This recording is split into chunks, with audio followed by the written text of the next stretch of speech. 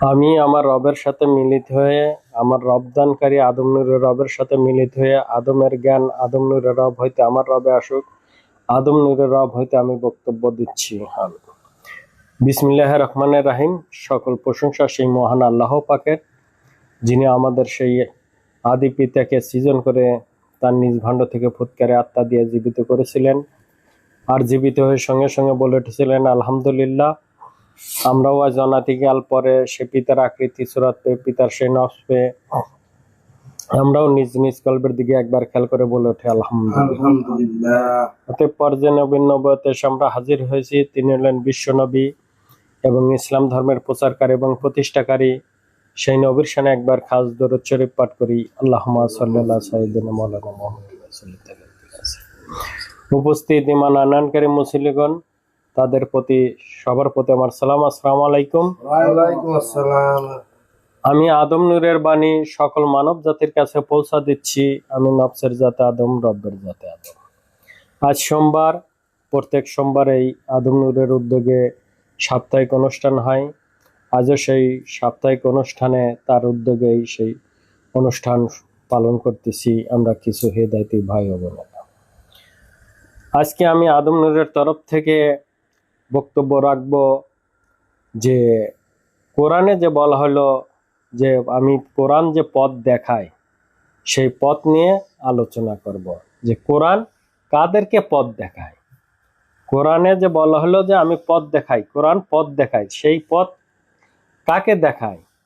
কোরআন কি সকল যারা সেই কোরআন পড়াশোনা জানলো, কোরআনের হাফেজ হলো, কোরআনের মুফাসসির হলো, যারা এগুলো হলো, কোরআন কি তাদেরকে পথ দেখায়? না কোরআন বললো যে আমি মুমিনদের পথ দেখাই, আমি মুত্তাকিনদের পথ দেখাই, আমি ইমানদারদের পথ দেখাই? কোরআন কাদেরকে পথ দেখার কথা বললো? না কোরআন এই পীরদেরকে পথ দেখায়? কোরআন যে পথের নিয়ে আসলো, সেই সরল সোজা পথ নিয়ে আসলো, কোরআন কাদেরকে পথ দেখায়? তাহলে এই যারা সেই কোরআনের হাফেজ হয়েছে তাদেরকে কি পথ দেখাই? কোরআন কি তাই বলছে? না কোরআন যারা সেই আলেম হয়েছে, কোরআন তাদেরকে পথ দেখায় তাই বলেছে? না কোরআন যারা পীর সাহেব হয়েছে তাদেরকে কোরআন পথ দেখায়, এটা কোরআন বলেছে? তাহলে কোরআন কাদেরকে পথ দেখায়? সেই মানুষটা কারা? সেই মানুষ কারা যারা কোরআনই তাদেরকে পথ দেখায়? তাহলে কোরআন যেগুলো বলছে, আমরা তো সেই মানুষগুলো বা এই আলেম সমাজের বা এই পীর সমাজরা দাবি করছে যেগুলো, সেগুলোর ভিতর তো দেখি না, এই কোরআনের ভিতর তো দেখি না। কোরআন তো বলেছে আমি ইমানদারদেরকে পথ দেখাই, কোরআন বলেছে আমি মুত্তাকিনদের পথ দেখাই, কোরআন বলেছে আমি ইমানদারদের পথ দেখাই। তাহলে এই ইমানদাররা তো কই দেখি না তো যে কোরআন আমি সেই ইমানদার, আমাকে কোরআন পথ দেখায়। আমি সেই মুত্তাকিন, কোরআন আমাকে পথ দেখায়। আমি সেই ঈমান আনয়নকারী মুমিন, কোরআন আমাকে পথ দেখায়। তাদের তো দাবি তো এখানে কোনো জায়গায় আমি দেখি না। তাহলে কোরআন কি তাদেরকে পথ দেখাইছে? কোরআন তাদের পথ দেখায়নি। তারা আলেম হতে পারে, শিক্ষিত হতে পারে, কোরআনের মুখস্থ আয়াত কালাম পড়তে পারে, তারপরেও কোরআন তাদেরকে পথ দেখায় নাই। কোরআন তাদেরকেই পথ দেখাইছে যারা কোরআনের হুকুমত মেনে চলে, কোরআনের আদেশ মেনে চলে, কোরআনের নিষেধ মেনে চলে। কোরআন বলেছে তুমি মিথ্যা বলো না, সে সেই তওবার ভিতর দিয়ে সেই মিথ্যাকে ছেড়ে দিয়েছে, আর কখনোই এই মিথ্যাতে শামিল হয় না। কোরআন তাদেরকে পথ দেখায়। তোমরা যদি পারো তো দেখাও যে কোরআন এই আলেম যারা হয়েছে তাদেরকে পথ দেখায়। তোমরা যদি পারো তো দেখাও যে এই পীরদের কোরআন পথ দেখায়। পারলে দেখাও। তাহলে অবশ্যই তোমাদের কোরআন পথ দেখায় না। যারা সেই হেদায়েত গ্রহণ করেছে, ঈমান আনয়ন করেছে, ইকরারনামা তওবার ভিতর দিয়ে ওয়াদা করেছে যে আজ থেকে আমি অসৎ ছেড়ে দিলাম, অপবিত্র ছেড়ে দিলাম, অসৎ জীবন ত্যাগ করে দিলাম, আমি আর যতদিন জীবনে বেঁচে থাকবো ততদিন আর এই কোনো অসৎ অপকর্মের ভিতর শামিল হব না। এবং সেই ইকরারনামার তওবার ভিতর দিয়ে তারা সেই পবিত্রতা নেয় এবং সেই ঈমান আনয়ন করে, সেই ঈমানের পথে চলে, কোরআন তাদেরকেই পথ দেখায়, বাদ বাকি কাউকে পথ দেখায় না, নাকি? তাহলে আমরা সেই ঈমানদার হতে এসেছি, সেই ঈমান গ্রহণ করেছি এবং ইকরারনামার তওবার ভিতর দিয়ে আমার অপবিত্র জীবন পরিহার করেছে। আমি আর কখনোই অসৎ অপকর্ম করতে পারি না, এর স্বীকৃতি দিয়েছি আল্লাহর তরফের প্রতিনিধি আদম নূরের কাছে। তাহলে অবশ্যই কোরআন যদি পথ দেখায়, তাহলে একমাত্র আমাদেরকেই পথ দেখায়, আর বাদ বাকি কাউকে পথ দেখায় না। কোরআন তো আরো বলেছে, কোরআন এত ভারের ভার যা পাহাড়ে রাখলে পাহাড় চূর্ণ বিচ্ছিন্ন হয়ে যায়। তাহলে কোরআন কি এত ভার? যদি এই কোরআন 500-1000 ওই পাহাড়ের উপর রাখা যায়, পাহাড়ের কিছু হবে? তাহলে কেন কথা বলা হলো? তাহলে কোরআনের কি ভার আছে যা এই পাহাড় বহন করতে পারে না? কোরআনের কি আছে, সেই ভারটা কি যা এই পাহাড় বহন করতে পারে না? তাহলে কে বহন করতে পারে সেই ভার? সেই ভার কে বহন করতে পারে? তাহলে অবশ্যই এই কোরআনের যে হুকুমত, যে আদেশ, যে নিষেধ, তা এই পাহাড় বহন করতে পারে না। এই আদেশ নিষেধ হুকুমত বহন করতে পারে এই মানব, আর কেহই বহন করতে পারে না। এই মানবই বহন করতে পারে। কোন মানব? যে সেই হেদায়েত গ্রহণ করে। কোরআনেই তো বলা হয়েছে যে আমার তরফের হেদায়েত যদি তোমাদের কাছে পৌঁছায়, সেই হেদায়েত গ্রহণ করো। যারা সেই হেদায়েত গ্রহণ করে এবং সেই ইকরারনামার তওবার ভিতর দিয়ে, যে আগেই বললাম, যারা অসৎ জীবনকে পরিহার করলো, যে কোরআন বলেছে মিথ্যা বলো না, আমি মিথ্যাকে ছেড়ে দিলাম। কোরআন বলেছে তুমি অসৎ দেখো না, আমার জীবন থেকে অসৎ দেখা ছেড়ে দিলাম। কোরআন বলেছে তুমি সুদ ঘুষ খেও না, আমার জীবন থেকে আমি সুদ ঘুষ খাওয়া ছেড়ে দিলাম। এরাই সেই কোরআনের ভার বহন করতে পারে। কেবলমাত্র যারা সেই আদম নূরের কাছ থেকে হেদায়েত গ্রহণ করেছেন, সেই আল্লাহর তরফের হেদায়েত গ্রহণ করেছেন, ঈমান আনয়ন করেছেন, এরা ছাড়া বাদ বাকি কেহই সেই কোরআনের ভার বহন করতে পারে না। কারণ তারা সত্য মিথ্যা সকল কিছু মিশ্রিত করে পথ চলে। তারা সেই কোরআনের হুকুম মেনে চলে না, কোরআনের আদেশ মেনে চলে না, কোরআনের হুকুম মেনে চলে না। তাই তারা কোরআনের ভার কি, কোরআনের ওজন কি, তারা বুঝতেও পারে না এবং সেটা তারা বহনও করতে পারে না। আর যারা সেই ইকরারনামার তওবার ভিতর দিয়েও ওয়াদা করেছে আল্লাহ নূরের সাথে, আদম নূরের সাথে, যে আমি আর থেকে আর কখনোই অসৎ অপকর্ম করব না, তাদের উপরেই এই কোরআনের ভার দেওয়া হয়েছে। যা এই যে তোমাকে পবিত্র করা হলো, তুমি এখন থেকে আর কখনোই মিথ্যা অসৎ ধোঁকাভাগি করতে পারবে না। তুমি এটাই করতে পারবে, সৎ জীবন ধরতে পারবে, সৎ কথা বলতে পারবে, সৎ দেখতে পারবে, সৎ পথে হাঁটতে পারবে, এছাড়া তুমি কিছুই করতে পারবে না। তাহলে অবশ্যই কোরআনের ভার যদি কেহ বহন করতে পারে, তাহলে আদম নূরের যারা সেই হেদায়েত গ্রহণ করেছে, তারা ছাড়া কেহই সেই কোরআনের ভার বা ওজন বহন করতে পারে না, কেহই পারে না। তোমরা আলেম হতে পারো, তোমরা শিক্ষিত হতে পারো, কিন্তু কোরআনের হুকুম মেনে চলতে পারো না।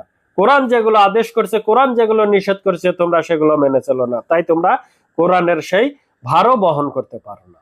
কোরআন এত ভারের ভার, এই হুকুমগুলো তোমরা মানতে পারো না, তোমরা এই হুকুমত মতে চলতে পারো না, যে কারণে তোমরা এই কোরআনের ভারও বহন করতে পারো না।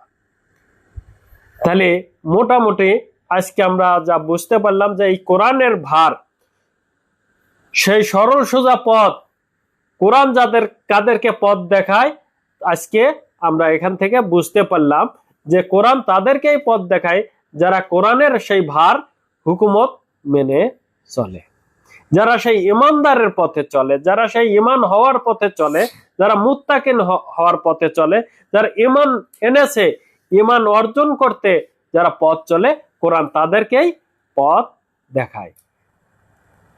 নাকি তাদেরকেই পথ দেখায়। তো আমি বেশি অনেকটুকু রাত হয়ে গেছে, আমি বেশি আলোচনা করব না। আমি একটি ভিডিও দেখলাম যে সেখানে অপবিত্র এবং নাপাক নিয়ে কথা বলা হয়েছে। প্রথমেই তিনি যেটা বললেন যে বিশ্ব নবী তিনি সকলের নবী। তিনি আবার বলতেছেন যে তিনি গাছের নবী এবং মাছের নবী। তাহলে যিনি বিশ্ব নবী হলেন তিনি আবার মাছের নবী হলেন কেবা করে, আর হলো মাছের নবী হলেন কেবা করে, গাছের নবী হলেন কেমন করে, মাছের নবী হলেন কেমন করে? তিনি তো বিশ্ব নবী, তিনি তো সকল নবীর নবী, তিনিই বলতেছেন। তাহলে তিনি আবার গাছের নবী কেমন করে হলো? কারণ এই গাছের নবীরও নবী তিনি, তাহলে গাছের নবী হলেন কেমন করে? তিনি কি বলছেন যে আমি গাছের নবী? তাহলে তিনি কোন গাছের নবী সেটা দেখায় নাকি? এখন সত্যকে খাড়া করতে, সত্যকে কোরআন বলেছে সত্য আগত মিথ্যা দূরীভূত, নাকি? সেই কোরআনের হুকুম মেনে মুর্শিদ আদম নুরি তিনি সেই সত্য খাড়া করছেন এবং মিথ্যাকে দূরীভূত করছেন। সেই সত্যকে খাড়া করতে যদি আমার কোনো হেদায়েতি ভাইয়ের বিরুদ্ধে যায় তাহলে কি কিছু যায় আসে? যদি কোনো আলেমের বিরুদ্ধে যায় তাতে কোনো আমার যায় আসে? যদি কোনো পীরের বিরুদ্ধে যায় তাতে কোনো আমার যায় আসে? কারণ কোরআন সত্য যে বলছে সেই সত্যকে খাড়া করতে, যে মিথ্যা বলবে তার বিরোধিতাই যাবে, যে অসৎ করবে তার বিরোধিতাই যাবে, নাকি? জুতিল সেই আদম নূরের নাম কয়ে জুতিল কেহ সেই অসৎ মিথ্যা সেই আদম নূরের ধর্মের ভিতর ঢুকে দেয়, সেইটা জুতিল কেহ পালন করে, তাহলে তারও তো ক্ষতি হলো। তাহলে অবশ্যই সেই সত্যকে খাড়া করতে, সেই মানুষকে যাতে বাঁচাতে পারি, মানুষ যাতে সেই মিথ্যাতে সামিল না হয়, তার জন্য এগুলো আমাকে বলতে হচ্ছে। এটা হিংসা নিয়ে না, এটা নিন্দা নিয়ে না, এটা সেই তিনি যে মিথ্যাচারিত করেছেন তার সত্য দেখাতে এটা আমাকে বলতে হচ্ছে, নাকি? তাহলে তিনি হলেন নবীরও নবী, তাহলে তিনি কেমন করে আবার সেই গাছের নবী হলেন, মাছের নবী হলেন, নাকি? তাহলে এমনি ভাবে আদম নূরের একটা মিথ্যা কথা নিয়ে আদম নূরের নাম কয়ে চালা দিল, মনে মানুষ ভাববে যে এটাও মন কয় আদম নূরেই বলেছেন। আরেকটা তিনি কথা বলেছেন পাক এবং নাপাক কোরআনে আছে, নাকি? পাক এবং নাপাকের কথা বলা হয়েছে। আচ্ছা, পাক নিয়ে উনি কথা বলেছেন, নাপাক নিয়ে কথা বলেছেন যারা অসৎ অপকর্ম মিথ্যা ধোকা ফাঁকি দিয়ে মিথ্যা বলে যা রোজগার করে খায়, তাদের সেই খাওয়ার ভিতর দিয়ে যে শরীর হয় সেটা হলো নাপাক। এটা উনি বলেছেন। এটা কখনোই আদম নূরের বক্তব্য না, ইনি এখানে আদম নূরের নাম কয়ে আপনাদের মিথ্যাচারিত করেছেন। প্রকৃত সত্য যদি আপনারা জানতে চান তাহলে আজকে এই ভিডিও থেকে শুনে যান। ওনা যেটা বলেছেন, ওনা সেই অসৎ অপকর্মের ভিতর দিয়ে, সেই মিথ্যাচারিতার ভিতর দিয়ে যে রোজগার করে খায় তাকে হারাম খাদ্য বলা হয়েছে, ওটা না পাকি খাদ্য বলা হয় নাই, ওটা হারাম খাদ্য বলা হয়েছে। হারাম খাওয়ার ভিতর দিয়ে আমাদের শরীর সেই হারামে পরিণত হয়, ঠিক আছে? আর নাপাক বলতে মুর্শিদ আদম নুরি যেটা বলেছেন, আপনারা দেখেন যাহা কিছু পাক হয় নাই, আপনারা রান্না করেন না? রান্না করেন তো, যেটা পাক হয় নাই তাকে কি পাক বলা হয় না নাপাক বলা হয়? যে পাক করা হয় নাই, না কি বলা হয়? যে মাছটা আনলাম, মাছটা আনলে কি পাক করলেন না? তারপরে কোটা লাগলো, তাকে পরিষ্কার করা লাগলো, তাকে ধৌত করা লাগলো, তারপরে চুলায় আগুন দিয়ে তারপরে তাকে পাক করা হলো, না কি করা হলো? কি করা হলো? এবং তাকে সেই আগুনের ভিতর দিয়ে শুদ্ধ করা হলো, খাওয়ার উপযুক্ত করা হলো, একেই বলা হয়েছে পাক।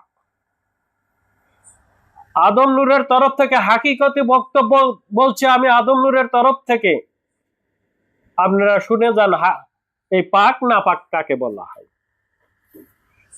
যে জিনিসটাকে পাক করা হয় নাই, রান্না করা হয় নাই, তাকে নাপাক বলা হয়েছে, যে পাক করা হয় নাই। আমরা মনে ভাবছি এই নাপাক মানে যে কত খারাপ জিনিস। আর পাক বলতে বলা হয়েছে সেই জিনিসটাই যাকে রান্না করার ভিতর দিয়ে, যাকে শুদ্ধ করার ভিতর দিয়ে, যাকে খাওয়ার উপযুক্ত করা হলো, তাকে পাক বলা হয়েছে।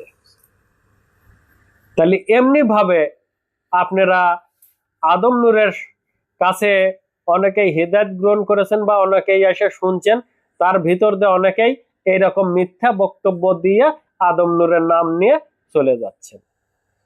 কেউ ধরতেই পারতেছে না। কার সেই জ্ঞান থাকতে হবে, তো তবে সেই তো ধরতে পারবে, নাকি? যার জ্ঞান নাই সে তো ধরতে পারবে না। যার এই বিষয়ে জ্ঞান নাই তারা তো আলহামদুলিল্লাহ কত সুন্দর বক্তব্য, এটা তো কেউ বলে নাই, তো এই মাত্র তোমার মাধ্যমে জানতে পারলাম। আসলে সত্য বললো কি মিথ্যা বললো এটা তো যাচাই করার তার কোষ্টি পাথর নাই। সোনাকে যাচাই করার জন্য কি লাগে? কোষ্টি পাথর লাগে। যার কাছে কোষ্টি পাথরই নাই সে আবার সোনাকে যাচাই করবে কিভাবে? ঠিক তেমনি ভাবে সত্য বললো কি মিথ্যা বললো, সেই জাস্টিফাই করার জন্য তার কাছে একটা সত্য নূর থাকতে হবে। সেই সত্য নূরই নাই যার ভিতর, যে নূর অর্জনই করতে পারে নাই, সে আবার সত্য মিথ্যা কিভাবে বুঝতে পারবে, জাস্টিফাই করতে পারবে? সে যেটাই বলুক সেটাই সত্য, যেটাই বলুক সেটাই আলহামদুলিল্লাহ। ঠিক এমনি রকমই হয়ে গেছে, কারণ আমাদের কাছে সেই সত্য নাই, আমাদের সেই কাছে সেই জাস্টি করা পাথর নাই, যে কারণে আমরা সত্য মিথ্যা কোনোটাই বুঝতে পারতেছি না, সবই সত্য মনে করে পথ চলতেছি। এমনি ভাবে এরকম হয়ে গেছে। তাই আমি সকল মানুষকে সতর্ক স্বরূপ বলবো, আপনারা আদম নূরের নাম নিয়ে যারা এরকম মিথ্যাচারিতা করে, যারা এরকম ভ্রান্তি ছড়ায়, তারা আদম নূরের হিদায়াত গ্রহণ করলেও তারা আদম নূর থেকে সরে গেছেন, তারা কখনোই আদম নূরের সাথে আর নাই। আপনারা বক্তব্য এবং সকল কিছু দেখলেই বুঝতে পারবেন। অনেকেই দেখতেছেন যে এখানে বক্তব্য করছে, এখন দেখতে পারতেছেন না। অনেকেই বক্তব্য দেখতেছেন, হয়তো ভিডিও দেখতেছেন, আমাদের চ্যানেলে ঢুকে বক্তব্য দেখতেছেন যে অমুক ভাইয়ের ভিডিও আর আসতেছে না। কেন আসতেছে না? সে আসতেছে না। কেন আসতেছে না? মুর্শিদ পাক আমাদের যখন ছোট ছিলাম, আমরা যখন ছোট ছিলাম তখন হয়তো ওই মা বাবা একটু গাইল পারলে রাগ করছি না? সবাই তো এরকম করে না, করে নাই? ছোটবেলায় করে নাই যে রাগ করে ভাত খেলাম না? তাই এরকম হয়েছে না যে আজ রাগ গাল পারছে, এদের লেগে গাল পারছো, আমি ভাত খেলাম না? কিন্তু গালটা পারছে কিসের লেগে? ভালো করার জন্যই তো, নাকি? ঠিক যেদিন এই ভাত তোমার উপর রাগ করবে, মুর্শিদ পাক বলতেন এই ভাত যেদিন তোমার উপর রাগ করবে সেদিন আর তুমি চাও এই ভাত খেতে পারবে না। তো তোমরা সেখানে আসতে চাও না, তোমরা রাগ করে হোক আর যেটাই করে হোক তোমরা এখানে আসতে চাও না।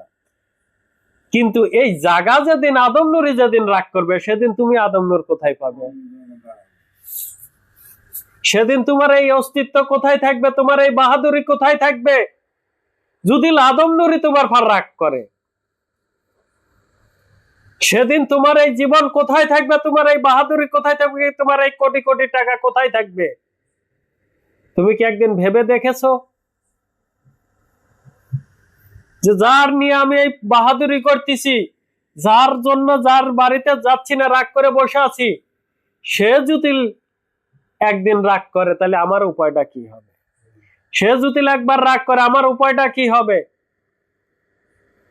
তাহলে অবশ্যই এগুলো আপনাদের জ্ঞানের দেওয়ার জন্য বললাম। আপনারা ভেবে চিনতে পথ চলেন, আপনারা ভেবে চিনতে সেগুলো মেনে চলেন। যে যা বলল তাই মেনে নেবেন তা না।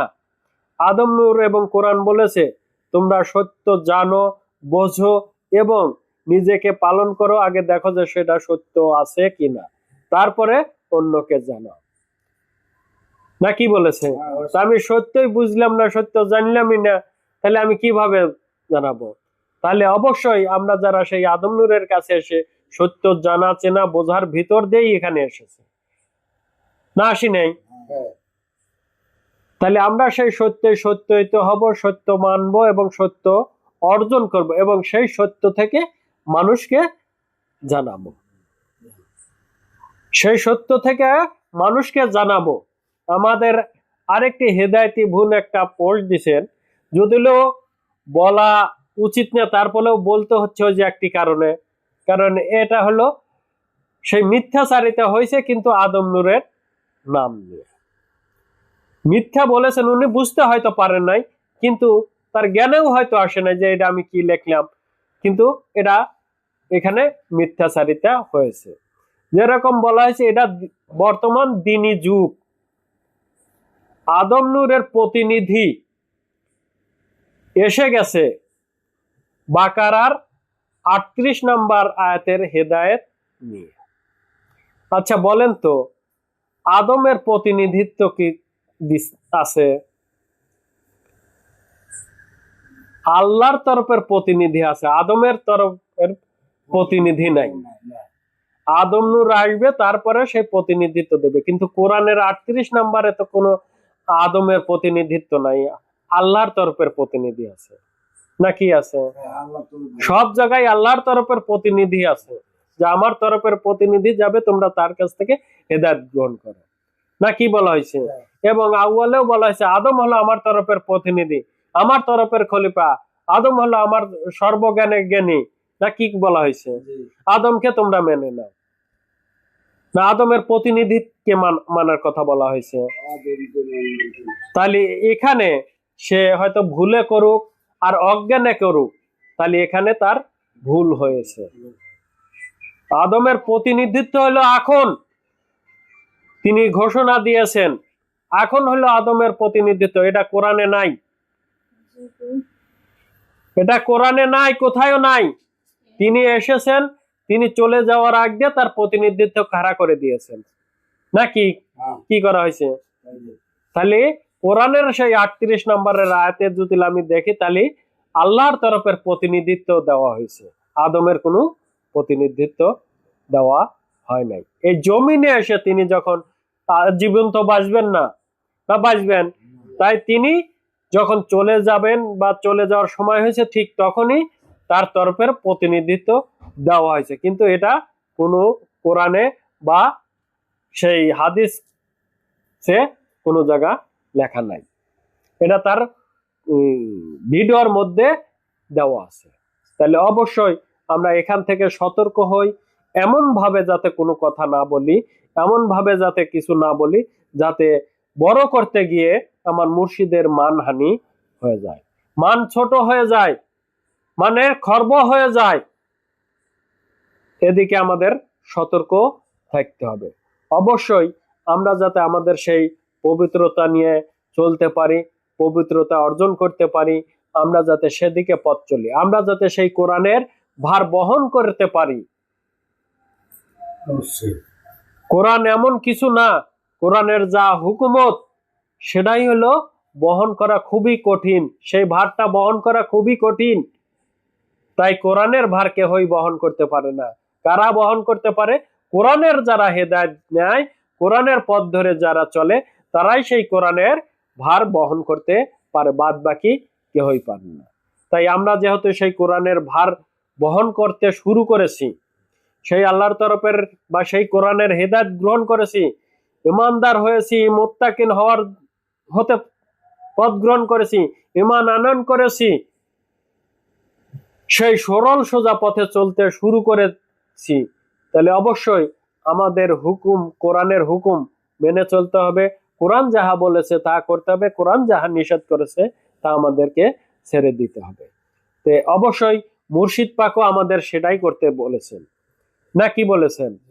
তার ভিতর দিয়ে আমরা যাতে আমাদের সেই সালাতে কায়েমি হতে পারি, আমরা যাতে আমাদের সেই মুর্শিদ পাকের সেই দেওয়া রব, সেই আদম নূরের রবে রাব্বি হতে পারি, আমরা যাতে সেই আদম নূরের দিনে দিনমান হতে পারি, আমরা যাতে সেই আদম সূরাতে সালাতে কায়েমি হয়ে আখিরাতে ফিরে যেতে পারি, সেই পথ আমাদের মালিক সুগম করে দিক। এবং আমাদের সেই ভিতরে বসে আমাদের সেই পথকে রচনা করুক।